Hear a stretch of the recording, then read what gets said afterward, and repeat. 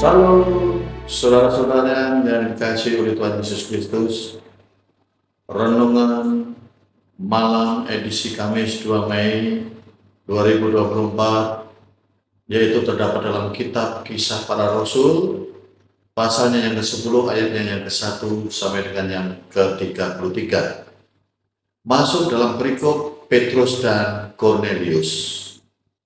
Saya akan membacakan kembali Kisah Para Rasul 10 ayatnya yang kedua. Ia saleh, ia serta seisi rumahnya takut akan Allah, dan ia banyak memberi sedekah kepada umat Yahudi dan senantiasa berdoa kepada Allah.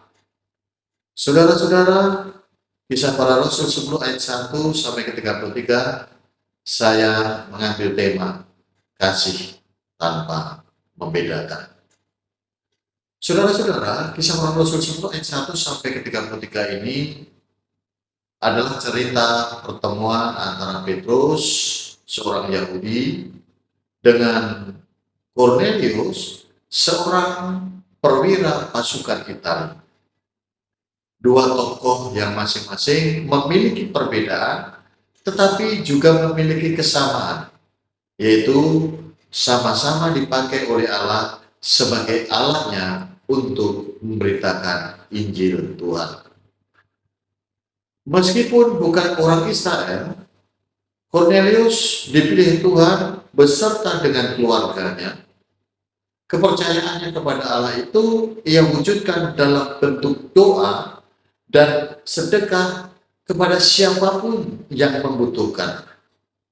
Dan ketulusan dan perhatian terhadap sesama tanpa membeda-bedakan inilah yang memungkinkan sedekah Kornelius menjadi bernilai di mata Tuhan pada ayat yang keempat. Tentu saja saudara-saudara, nilai sedekah Kornelius bukan karena jumlahnya, tetapi karena motivasi di balik dia bersedekah itu.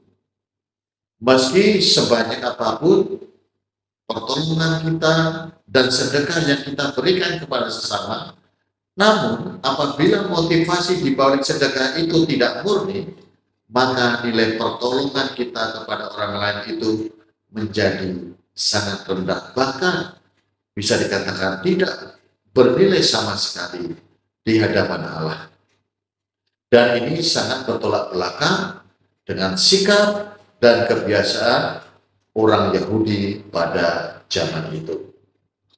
Di zaman Petrus terdapat jurang pembatas yang begitu dalam antara orang Yahudi dan orang non-Yahudi. Orang Yahudi dilarang keras bergaul dan menerima orang non-Yahudi di rumahnya. Begitu juga sebaliknya. Itu dalam ayat yang ke-28.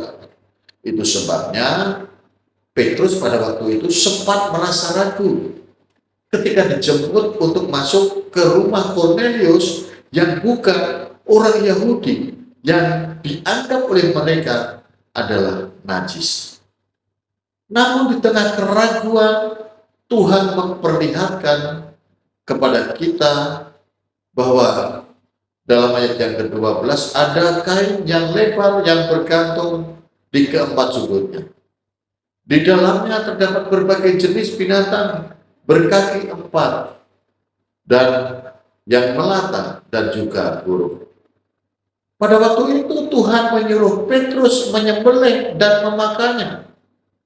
Tapi Petrus menolak karena menurutnya itu adalah binatang yang haram, yang tidak tahir, yang najis pada ayat yang ke-14.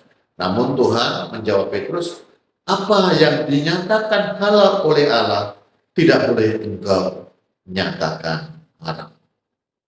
Saudara-saudara, perintah Allah kepada Petrus untuk mengolah dan memakan dari binatang haram ini bukan hanya berkaitan dengan soal makanan jasmania semata, tetapi juga tentang peringatan Tuhan atas sikap dan perilaku manusia yang seringkali diskriminasi terhadap sesamanya.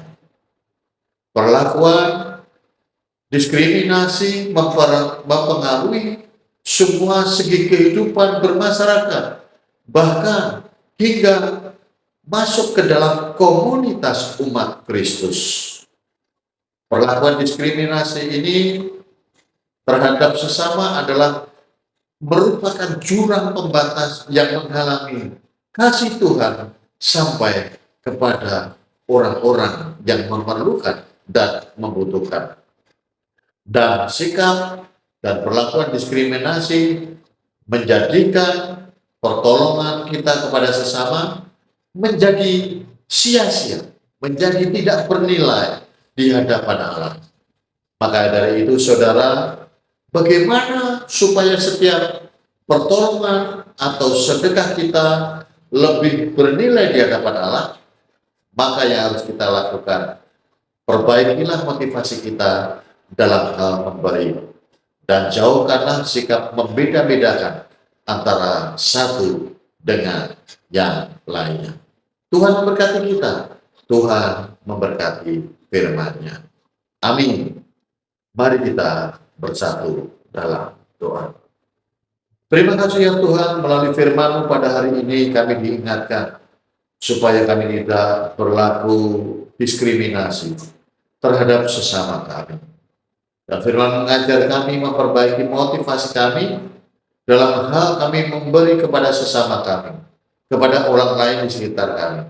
Dan jauhkanlah kami dari sikap yang membeda-bedakan antara satu dengan yang lainnya. Maka dari itu ya Tuhan, pakai setiap kami sebagaimana Petrus dan Kornelius untuk menjadi alat Tuhan, untuk memberitakan Injil-Mu. Di dalam nama Tuhan Yesus Kristus, kami naikkan doa kami ini. Amin.